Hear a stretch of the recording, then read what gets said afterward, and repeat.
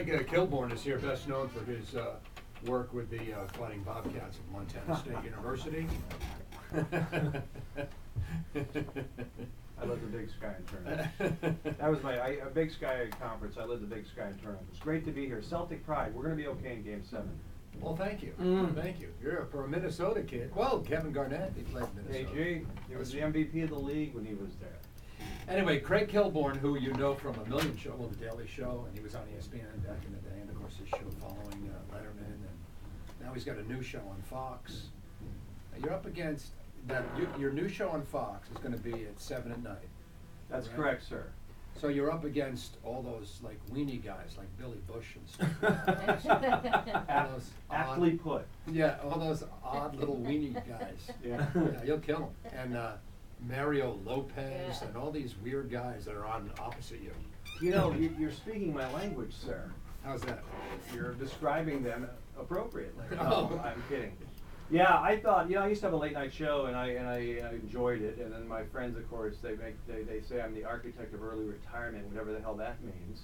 Can we say that in the morning? Architect? Yeah. Yes, architect. Yeah, architect's been cleared by the Clear Channel censors. So I thought late night was crowded, and then I thought that, then I chilled out for a while up in the hills in Hollywood, and then this opportunity came up, which could be the first comedic show in the dinner time. Yeah. In the early fringe, as opposed, although there are some repeat sitcoms. Who's the gentleman right here who looks very important? I haven't met him. Hi, I'm Bill. How are you? Hey, nice to see you, sir. Good to see you, Craig. Big Yeah. fan. Thank you very much. I appreciate it. So yeah, we're very excited about the new show. It's a half-hour topical show. It's a no politics zone, I like to say, which is kind of interesting. Well, yeah, because your buddy Oberman, who left ESPN, who was there when you were there, Correct. he went on the political route. Yeah. And you decided to go to the vacant You know, empty comedy route, which is good. That's the choice I would have made. When I was a kid, at a very early, at 12 years old, I used to smoke a pipe and sit on my dad's lap and watch Firing Line. Who wouldn't? And I recognized William F. Buckley Jr. as one of the greatest political pundits of all time. But at the same time, I'm fairly pragmatic. I didn't understand. I don't think one ideology can govern this diverse country. So I was turned off to politics kind of at an early age. I think politics divides. I don't want to get too heavy here. I'm more interested in pipe smoking at age 12. I might. I'll tell you. It smells good. Yeah. I mean, how many times have you talked My to... dad smoked a pipe. Yeah, I've smoked hash pipes, but How many different. They're how many small, times they're- have you burn guys yourself? talked to a woman? Okay. How many times have you talked to a woman who says, I like cigars.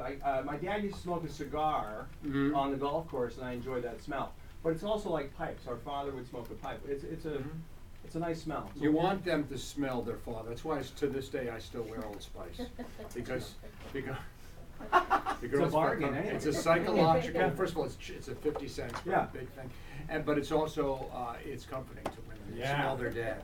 But then when sex comes, it becomes all creepy and weird. So then you have to stop. Well, who gets that far? Not lately.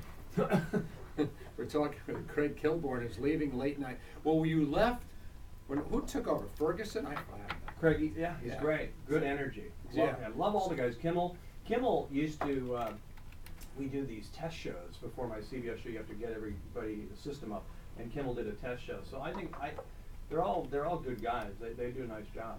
But I mean, you left to do what or what? To do nothing. Nothing. I mean, that's. You were in a couple movies. You're in Old School. Yeah, I like a dabbled. second. I dabbled. I was fortunate enough to know Merv Griffin before he passed. He was an old guest on the show, and he was a really nice guy. Well, look what he did for Danny Terrio.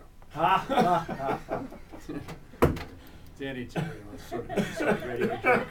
Danny Terrio did the Dan show, and it was part of Merv, and then they were linked together. But Merv won. It's a really good joke if anyone got it I got outside it. this room. I got it. Yeah. Yeah, Dance Fever. There it is. Uh, Yeah. So you were friends with Merv Griffin. What was the name of the girls on Dance Fever? The I'll give you a little trivia. The Dance Fever Girls, I think. I believe they were called Motion. Please tell me that's not true. I used to watch it Saturday nights in Minnesota. Yeah. Wow. How about Danny Soul Terrio, Train? Do you Motion. like that? Don Don Cornelius. Cornelius. Oh yeah. Yeah. Is he alive? Okay, thank you. So Merv said to me, you said something about movies, and Merv said, why would I want to play another character when it's more fun just being myself? So I dabbled, I found movies somewhat tedious. But the only thing I did, I kind of waited on the sideline. I did enjoy my time off. I know it's too hard to explain, so I don't really explain it, but Okay, I'm sorry I asked. No, but it is a favorite subject. I can try it. Want to talk about yourself? What? No, just about Hollywood. So you went to be in movies, you left television. Because Hollywood's dysfunctional? Well, I don't know why you left television, you said it's a long story. I'm not clear on why you left. Okay. Were When he was you finding pushed out? himself in the hills. No, I'll help you guys out. Okay. I did say it's a favorite subject, but I don't think people will comprehend just a guy walking away. So I understand it's hard to comprehend. But I will attempt to say just a few Okay. insightful lines, and then I want two more Denny Terrio jokes, because I love Denny. I only have one, okay, use it up.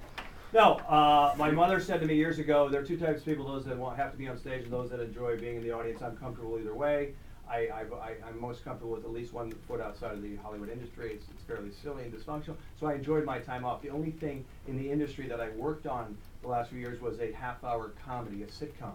Mhm. And then that's a long process, and it was pretty fun, and then this opportunity came up, so I'm back. But I know it's a little stunning to some people that I walked away, but that's life. I had accomplished. What did you do all day? I drove up to Carmel. I restored my Spanish home. I took meetings on occasion. Yeah, I feel like I've let you down, sir. No, you know what it is? First of all, we're in the East Coast, we don't take meetings. That's an LA thing. Right. We go to when we have a meeting or go to a meeting. Right. You take a meeting, then you're in LA. I almost took a meeting in LA once. How'd that go? It fell through. Oh, Yeah, see, we just got to a really sad and bitter place. Mm. Okay, let's go back to the Montana State Fighting Bobcats. Yes, sir. Did you play, did you start on the team? Were you the one white guy? I was a slow white player, and I still am. And I was recruited to play two guard, the shooting guard. But they also at the same time they got a great like a Rex Chapman type local kid from Montana who was a great athlete. Mhm. So they pushed me to small forward. Ooh. And You're I particularly was small. I was You're only 6. How tall are you? I'm 6'5", and I sat the bench, Mhm. and I can remember some days I wouldn't even have to shower after the game. Wow. I would go right back and watch the match. So you weren't really a fighting Bobcat. You were more of a resting. I was Bobcat. most of the time, and then my sophomore year this is when I don't know how into basketball you guys are, but college basketball didn't have a 3-point line for the longest time. So in 1982, all the different conferences. So in the ACC, Mark Price at Georgia Tech, it was inside the top of the key, so it was like 19 feet. Yeah. And we had one in the Big Sky. We had the longest. It was 22 feet. So I was a 3-point. So my You're the 3-point specialist? and a good passer, defensive liability. Was not a shutdown defender. No. But I had a good. I started a few games at point guard because I could pass, and they had kicked off these two seniors for some violation, curfew, or some silliness. I think the coach was trying to be tough. He eventually got fired.